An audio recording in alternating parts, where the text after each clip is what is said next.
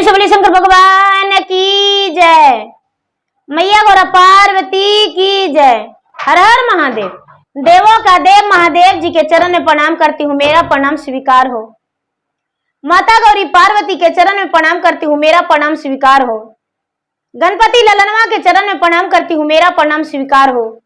सब गुरु भैया बहना के चरण में प्रणाम करती हूँ, मेरा प्रणाम स्वीकार हो। माता और पिताजी के चरण में प्रणाम करती हूँ, मेरा प्रणाम स्वीकार हो। गुरु भाई बहना, मैं एक कथा सुनाने जा रही हूँ, इस कथा को पूरा सुनिए और रहस्य जानिए। आदि नहीं, आदि सुनने में शिव गुरु का अपमान होती है, पूरा सुनने में भगवान दया करते हैं, कृपा करते हैं, घर में सुख शांति मिलती है। इसलिए कथा को पूरा सुनिए और रहस्य जानिए। हर हर महादेव, घर घर महादेव।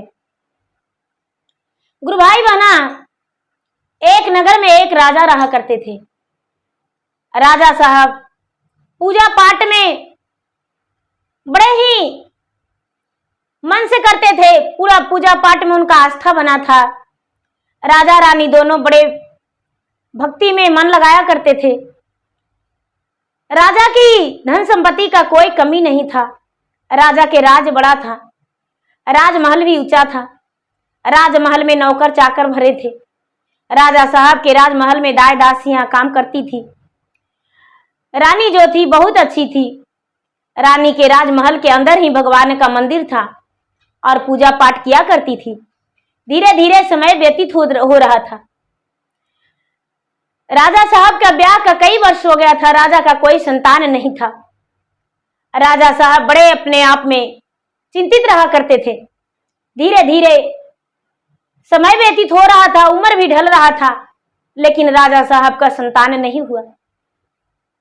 राजा साहब कहते हैं कि हे भगवान, आखिर मैं कौन सा पाप किया हूं जो मुझे कोई संतान नहीं है।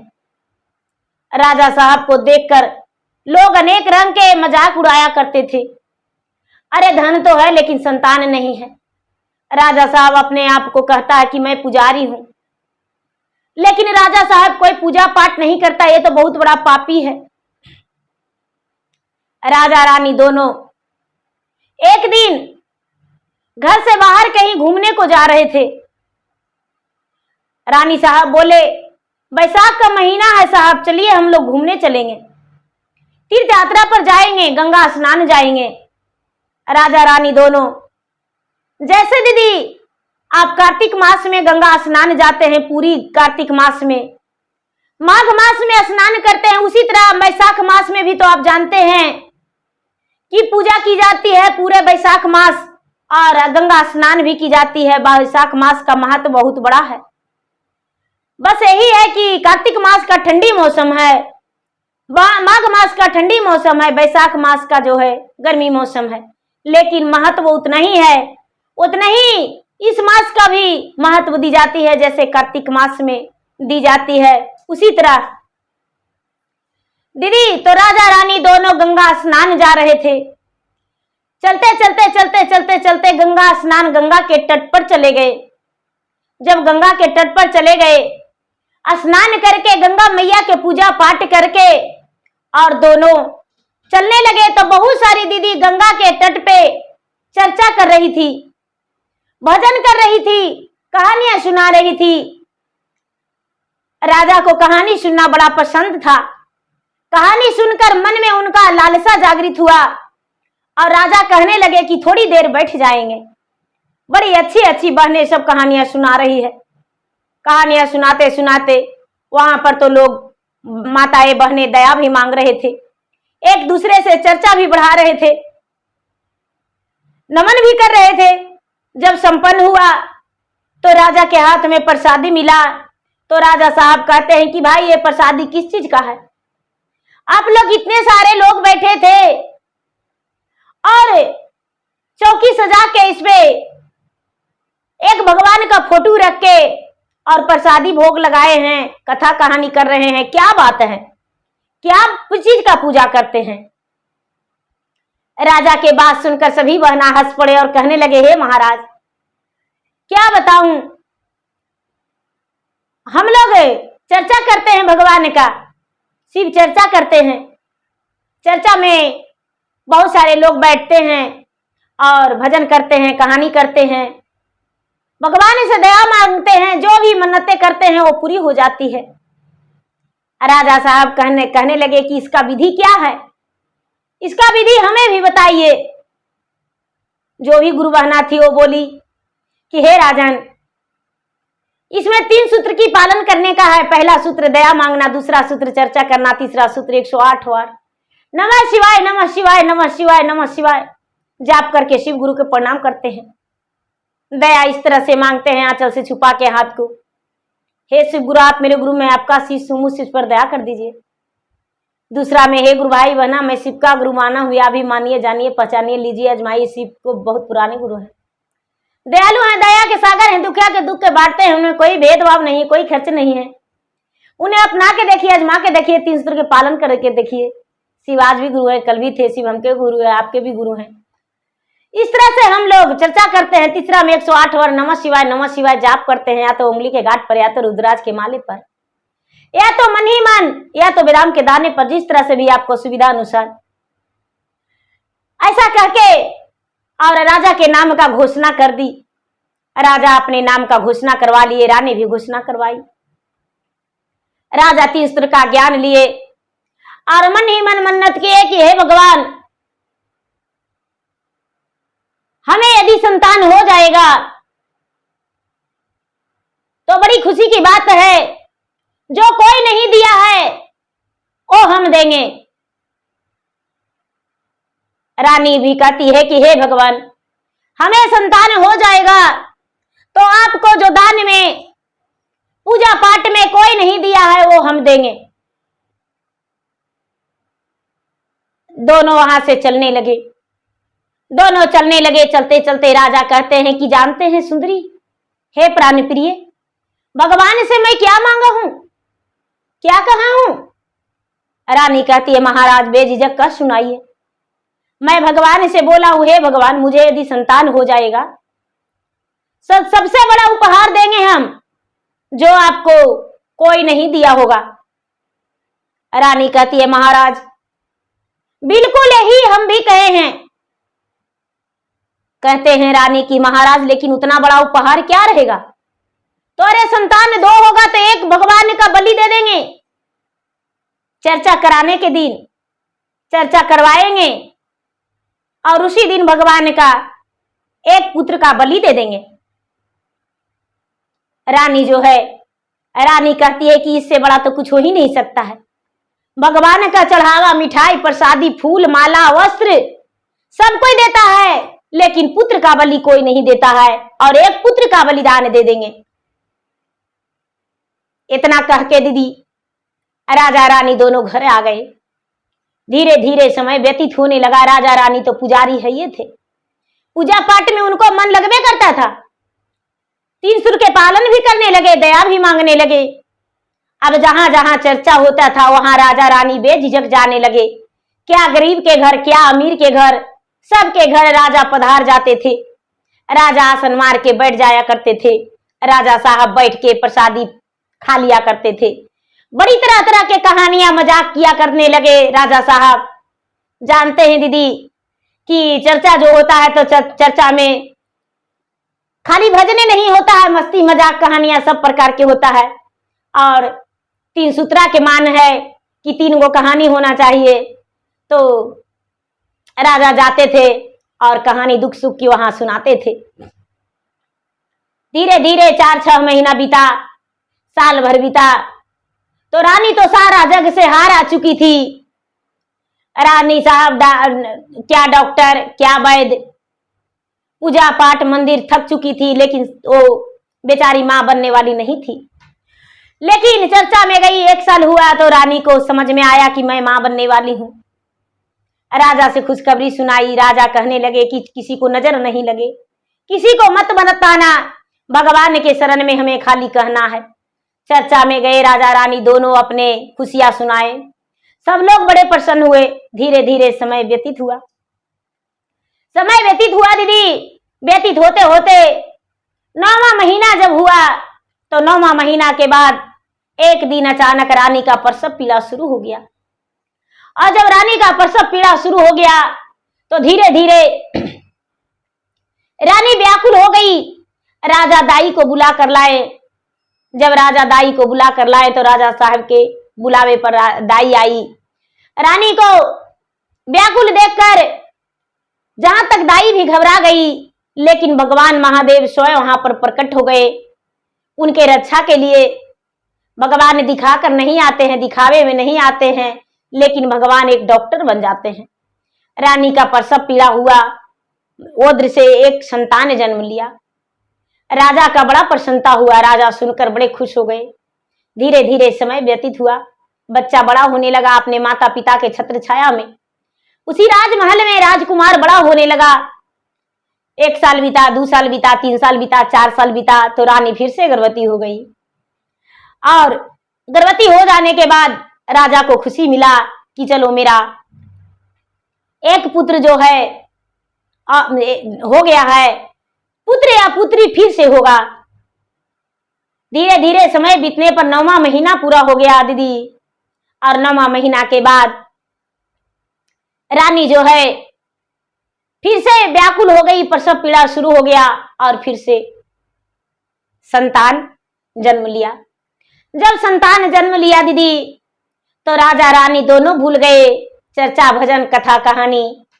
राजा को लगा कि अरे नहीं, चर्चा में जाएंगे नहीं, पुत्र का बलि देना पड़ेगा, हम सब कुछ छोड़ देंगे तो भगवान कैसे मुझसे मांगेंगे।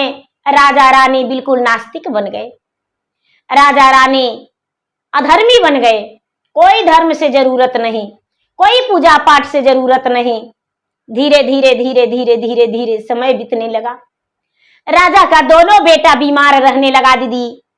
राजा का दोनों बीमार बेटा रहने लगा। रहते रहते रहते रहते रहते रहते दोनों बड़ा हो गया। फिर से बैसाख का महीना आया दीदी और राजा को लोग बोले कि राजा साहब आपका बेटा जो है 10 वर्ष का हो गया है, लेकिन आपका बेटा बीमार रहता है। राजा साहब आप डॉक्टर वैद्य से दिखाते हैं तो डॉक्टर के वैद्य क्या कहता है? राजा कहते हैं कि राजा अरे क्या बताऊं, डॉक्टर वैद्य के पास ले जाते हैं तो कोई भी बीमारी नहीं बताता है, दवाई देता है ठीक नहीं होता है, पता नहीं क्या कारण है। दीदी बैसाख का फिर से महीना आया और बड़ी सारे लोग गंगा स्नान जा रहे थे तो राजा रानी से बोले कि हे राजा साहब आप तो बहुत बड़े पुजारी थे, पूजा पाठ करते थे और देवाई धर्माई करते थे, गंगा स्नान जाते थे। जब आपको संतान नहीं था तो आप गंगा स्नान गए थे, आप बताए थे चर्चा में, तो आप एक बार गंगा स्नान जाके देखते, हो सकता है कि आपका बेटा जो है बेटा ठीक हो जाता। राजा साहब क्या किए दीदी, दोनों बेटा के ले लिए और लेके गंगा स्नान के लिए चले गए। गंगा स्नान के लिए चले गए दीदी। राजा साहब गंगा के घाट पर गए और गंगा के घाट पर जाके दतमन बरस किए और उसके बाद दोनों पुत्र को लेकर गंगा में डूबी लगाए। जब गंगा में डूबी लगाए दीदी तो राजा रानी दोनों डूबी मार के निकल गए और दोनों पुत्र जो है गंगा से बाहर नहीं आया। जब गंगा से बाहर नहीं आया दीदी तो राजा रानी दोनों व्याकुल होकर रोने लगे, चिल्लाने लगे कि आजी आजी गंगा में आजी कौली ना कवन कसुरवाज, आजी बांझी के नाइया तो हो छोड़ा वाला, आजा कैला को खिया मारा चवाज, आजी कगो पुतरवा हमरा के देता रखता न गोदिया भरला जी, आजी आजी गंगा मैया जी ले ला हमरो दोनों पुतरवा, कैसे करियो पूजा पाठवा जी, ले लियो मैं गंगा मैया पियरी चुंदरिया, लेके लियो 16 सिंगरवा जी। पनमा फूलवा लेके हम एलियो, कैसे करियो घटिया पूजनमा जी। ढोलावा बजानमा लेके हम एलियो, कैसे मैं करियो पूजनमा जी। राजा रानी दोनों व्याकुल होकर छटर पटर रो रहे हैं दीदी। पूरा भीड़ लग गया। जब पूरा भीड़ लग गया तो सब कोई कहते हैं मलाह आया दीदी, जाल पर जाल फेंक रहा है, लेकिन गंगा जी में बच्चा जो है, बच्चा मिल ही नहीं रहा है, बच्चा मिल ही नहीं रहा है दीदी। राजा रानी दोनों बेहोश पड़ गए, लेकिन बच्चा का कोई पता नहीं। अब मलाह जो है जो कह रहा है कि क्या पताल में बच्चा चल गया, क्या हो गया जो बच्चा नहीं मिल रहा है, बच्चा आखिर कहाँ चला गया। दीदी एक दिन बीत गया दीदी, राजा रानी वहीं पर रहे, बेहोश हो रहे हैं, होश आ रहा है। 2 दिन बीत गया। अब राजा रानी कहते हैं कि जब तक मेरा बच्चा जो है नहीं आएगा, नहीं मिलेगा, तब तक हम लौट कर नहीं जाएंगे। ढोल बाजन सब वहीं पर है दीदी।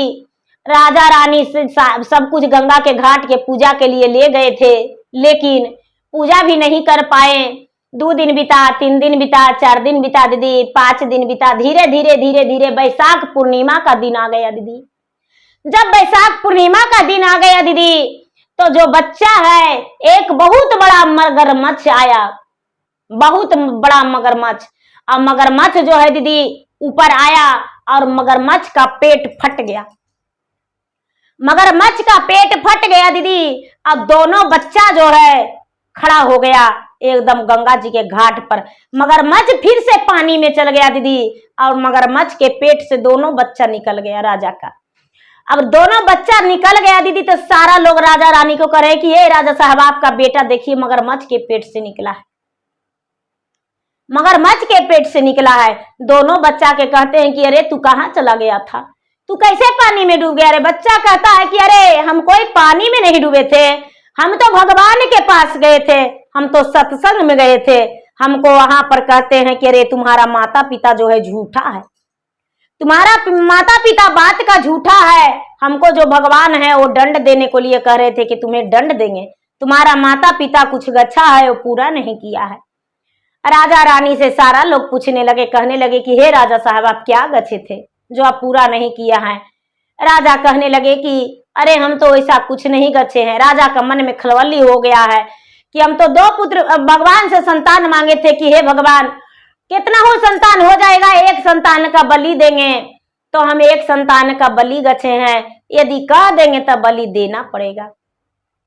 बच्चा कहता है कि पिताजी आप भगवान से क्या बोले थे, हमको जल्दी से बता दीजिए, नहीं तो गंगा में हम डूबी लगा लेंगे। दोनों बच्चा अकबक होके कह रहा है कि पिताजी जल्दी कहिए, और नहीं तो हम गंगा में डूबी लगा लेंगे, गंगा में डूबी लगा के और हम कूद जाएंगे, मर जाएंगे, क्योंकि भगवान हमको थोड़ा देर के लिए मोहलत दिए हैं, नहीं तो वापस बुला लेंगे। राजा भगवान से हाथ जोड़कर कहते हैं कि हे भगवान हम बलि गच्छे हैं, बलि देंगे, हम एक पुत्र का बलि दे देंगे, हम एक पुत्र का बलि दे देंगे भगवान, मेरा पुत्र का सही रख दीजिए। दोनों पुत्र भगवान बच्चा से बोला, राजा बोले कि अरे हम भगवान को बलि गच्छे हैं, बलि हम दे देंगे। ठीक है। अब दोनों बच्चा जो है माता पिता के पास रह गया। राजा साहब रानी साहब बड़ी खुशी से गंगा के घाट पर पूजा किए, गंगा के घाट पर पूजा किए, ढोल बजवाए, गंगा मैया के 7 गो चुंदरी चढ़वाए, भैरव भैया के चादर चढ़वाए, श्रृंगार चढ़वाए, सब कुछ चढ़वाए। गंगा मैया के पूजा पाठ करके बैसाख के पूर्णिमा दिन राजा रानी दोनों घर आए। जब दोनों घर आए तो राजा रानी बड़ी चिंतित रहने लगे। सारी लोग कहने लगे कि ये राजा साहब आपके साथ इतना बड़ा घटना घट गया, बड़ी हम लोग का दुख हुआ। राजा रानी के साथ बड़ी सारे लोग गांव वाला गए थे दीदी, बड़ी दुख हुआ राजा साहब, आप जो हैं बहुत बड़ा दर्द सह रहे हैं, एक दिन चर्चा करवा के अपना पुत्र का बलि दीजिए। अब जे भी आ रहे हैं दीदी, कह रहे हैं, ए राजा साहब आप चर्चा करवा के एगो पुत्र के बलि दे दीजिए।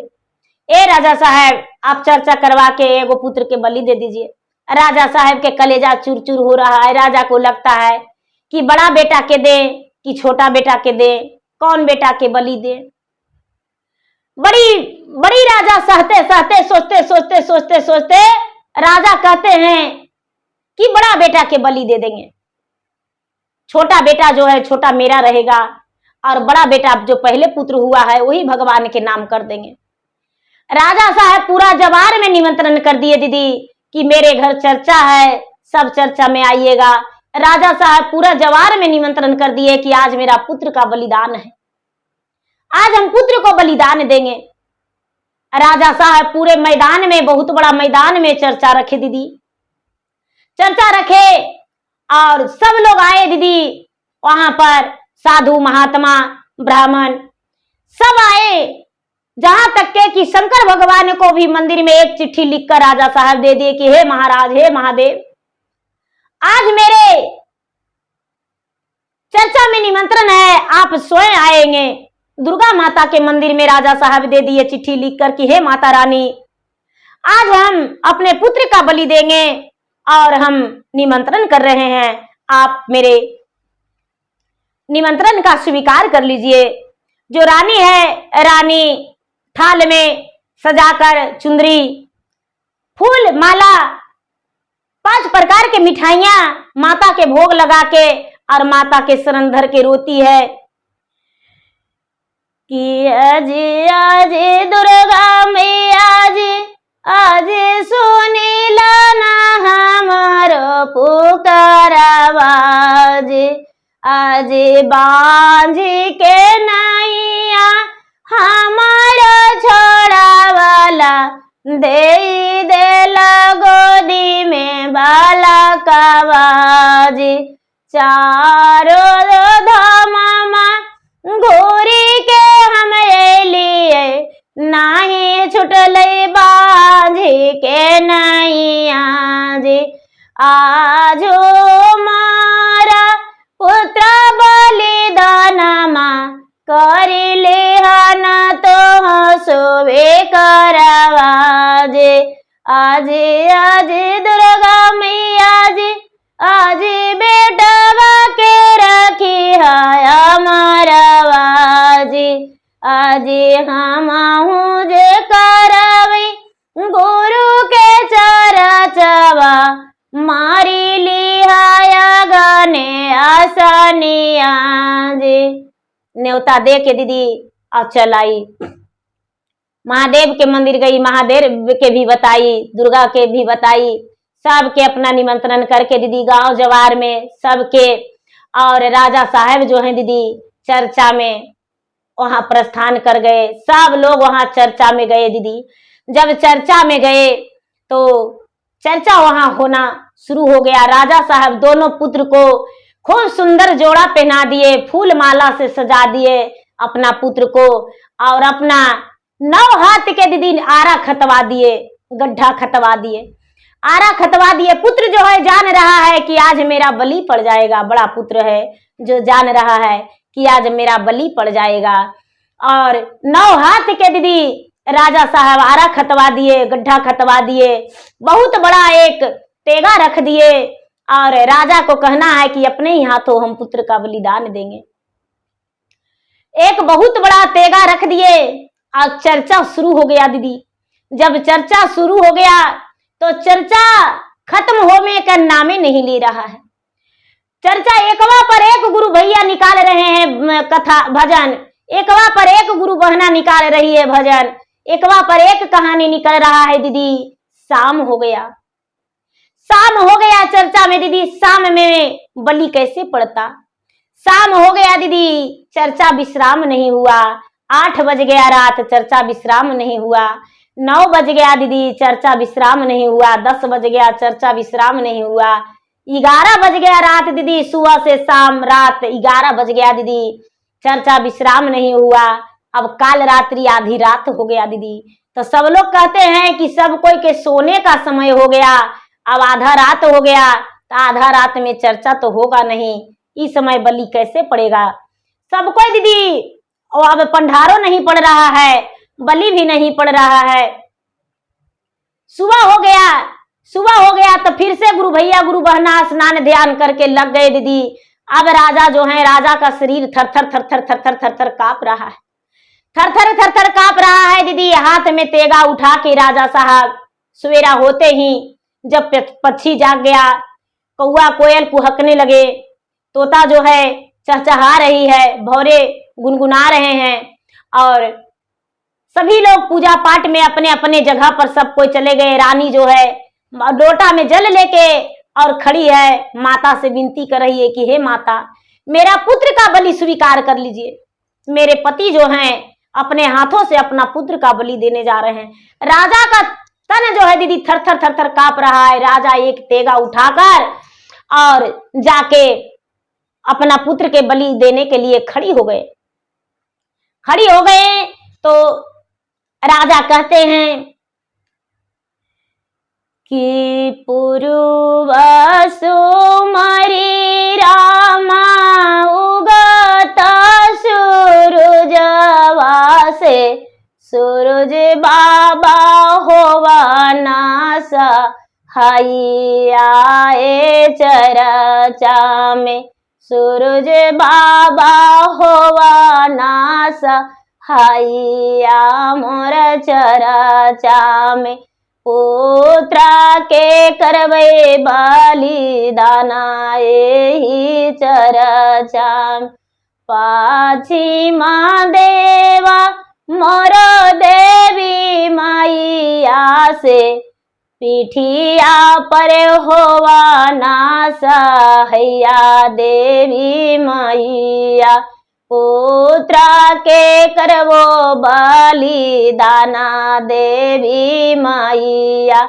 चरचा में होवा नासा हैया देवी माई, एका बोंदा खुनमा माता तोहरा के देवो, पुत्र के रखी हाया मारा देवी माई। बलि देने को भी राजा कर रहे हैं, लेकिन पुत्र के अमर के लिए भी मांग रहे हैं राजा। राजा कहते हैं दाक्षिणा हाहु बीरा हनुमाना जी से, बीरा हनुमत होवा नासा हाइया, आज देवो पुत्र बलिदाना मोरा बिना, बीरा हनुमत बलबुत पर होवा नासा हैया, मेरा बीरा हनुमत बल का के करी हाया मारा मोरा बीरा हनुमत, उतारा बाहेला धारा गंगा मैया से, नीरा माला बनी होवा सहाया मोरा गंगा मैया, नीरा माला बनी होवा सहाया मोरा गंगा मैया, बाज देवो पुत्र बलिदाना मोरा गंगा मैया, आकाश धरतिया के करही बिनतिया से, पुत्र के करी बलिदाना सब देवना, बबुआ के करी हाया मारा सब देव। राजा जो है दीदी, राजा रो रहे हैं, छाती फट रहा है, आंखों से आंसू झरझर गिर रहा है, राजा का शरीर काम नहीं कर रहा है, हाथ कप रहा है। राजा तेगा उठा लिए, सब देवी देवता के मना लिए। अब तेगा जो है, तेगा अपना हाथ से अपना पुत्र पर प्रहार करने को लिए राजा तेगा उठा लिए, राजा तेगा चला दिए दीदी। भगवान महादेव स्वयं वहां पर धरती फट के निकल गए। अब धरती फट के निकल के राजा के हाथ का तेगा रोक लिए, राजा का तेगा पकड़ लिए भगवान महादेव स्वयं, और राजा का जय जयकारी करके हर हर महादेव करके जय जयकारी किए। जय जयकारी करके महादेव कहते हैं कि हे राजन, मैं तुम्हारा हिम्मत का दाद देता हूं। मैं तुम पे खुश हूं, प्रसन्न हूं। भला कोई पुत्र को बलि देता है क्या जो तुम अपने पुत्र को बलि दे रहा हो? और मैं क्या बलि लेता हूं? अरे मेरा तो बस मन में जो जापता है उसी पे प्रसन्न हो जाता हूं। और तुम कैसे सोच लिया था राजा कि मैं तुम्हारा पुत्र का बलि लूंगा? नहीं, मैं किसी का पुत्र का बलि नहीं लेता हूं। मैं तो पुत्र जिसको निसंतान रहता है उसको देता हूं। मैं तो भोले भंडारी हूं। मैं तो सब कुछ सबको देता हूं, किसी से कुछ लेता नहीं हूं। मैं अपना नाम जपवाता हूं। राजा का आंखों से आंसू गिरने लगा। राजा रानी दोनों भगवान भोलेनाथ के शरण में लपट गए। हजारों आदमी का भीड़ में राजा रानी दोनों भगवान के पांव में लपटे हुए हैं। किसी का दिखाई महादेव नहीं दे रहे हैं। कोई भी नहीं देख रहे हैं कि यहाँ पर कौन है। राजा रानी गिरे हुए हैं। राजा का तेगा हाथ से गिर गया। पुत्र जो है, पुत्र वहां पर भी नीचे गिरा हुआ है। राजा भी नीचे गिरे हुए हैं। राजा रानी कस-कस के जोर जोर से रोने लगे। हे भगवान, आप देवों का देव महादेव हैं, कालों का काल महाकाल है।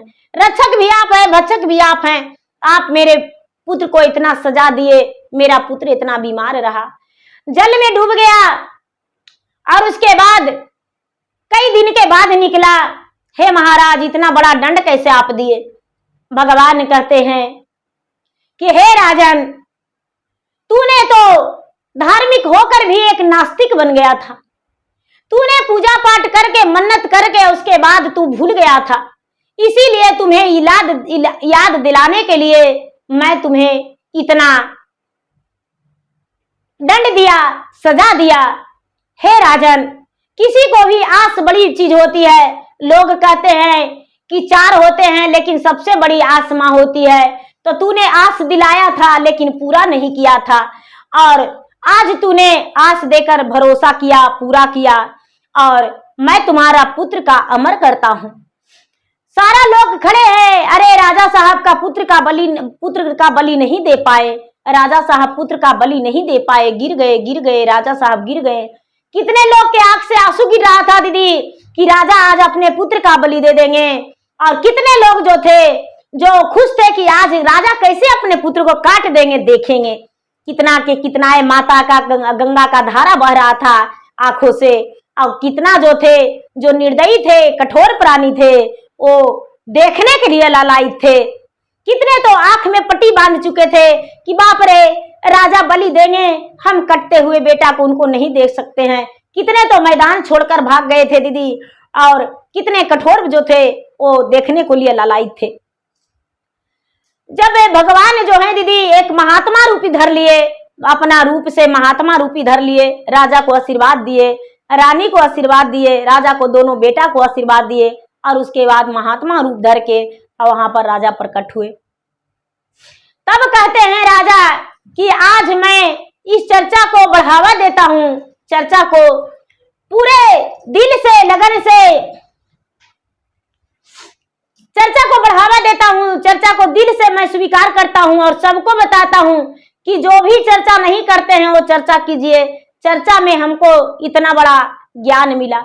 सबको राजा साहब बताए कि देखिए, मैं पुत्र को कठोर बन के अपना बलि दे रहे थे, लेकिन भगवान जो हैं, भगवान मेरा पुत्र को बलि स्वीकार नहीं किए, मेरा पुत्र को अमर कर दिए। वहां पर ब्रह्मा खड़ी हो गए दीदी, विष्णु खड़ी हो गए, माता सरस्वती खड़ी हो गए, शंकर भोलेनाथ खड़े हो गए, माता दुर्गा, सातों बहन देवी खड़ा हो गए। सब जो है पूरा बीन की आवाज होने लगा। पूरा वहां पर अनेक प्रकार के बाजन बजने लगा, अनेक प्रकार के वहां पर खुशबू आने लगा, और सब लोग जय जयकारी किए। वहां पर सब लोग जय जयकारी करके और राजा का पुत्र पे, राजा पे, रानी पे फूल बरसाए। जब चर्चा संपन्न हुआ दीदी, चर्चा संपन्न हुआ, राजा साहब का बलि नहीं पड़ा।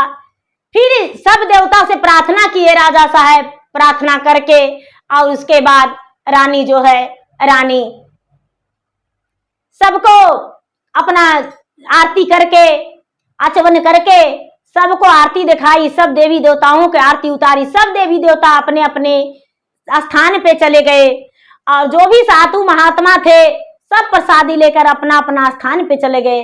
सब गुरु भैया, सब गुरु बहना अपने अपने स्थान पर चल गए।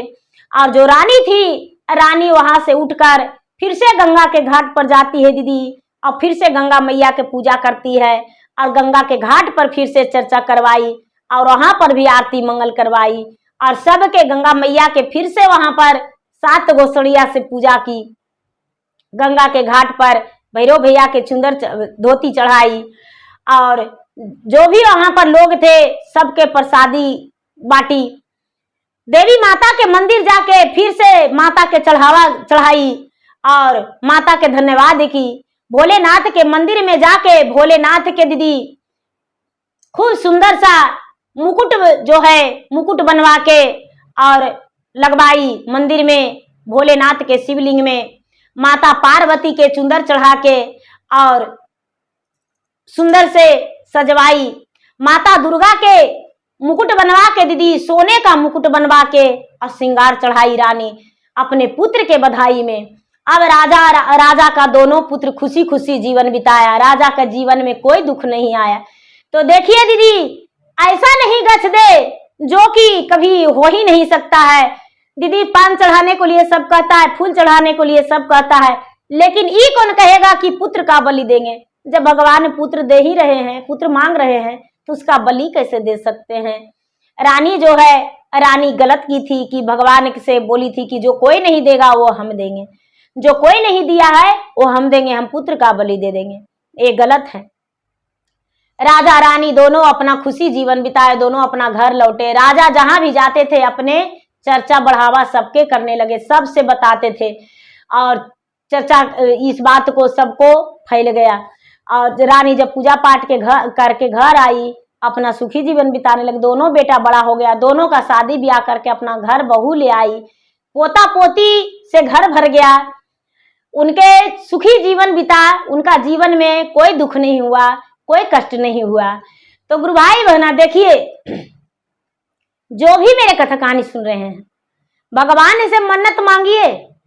आप छठ में जाइए, छठ में मत मांगिए, लेकिन यही कहिए कि भगवान आपका दूध ढार देंगे, घी डाल देंगे, धूप जला देंगे, फल बांट देंगे, सूप दान कर देंगे, पलटा दान कर देंगे, या तो छठ कर लेंगे। लेकिन ये नहीं, इतना बड़ा नहीं कहना चाहिए। ये नहीं कि ऐसा देंगे जो कोई नहीं दिया है, ये कैसे हो सकता है।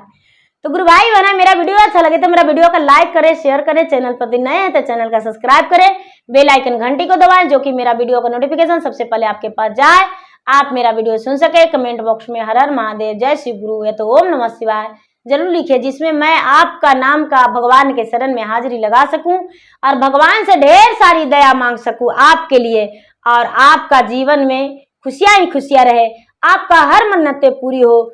जो श्रद्धा भक्ति से आप मांगे वो आपका पूरा हो। तो प्रेम से बोलिए शंकर भगवान की जय।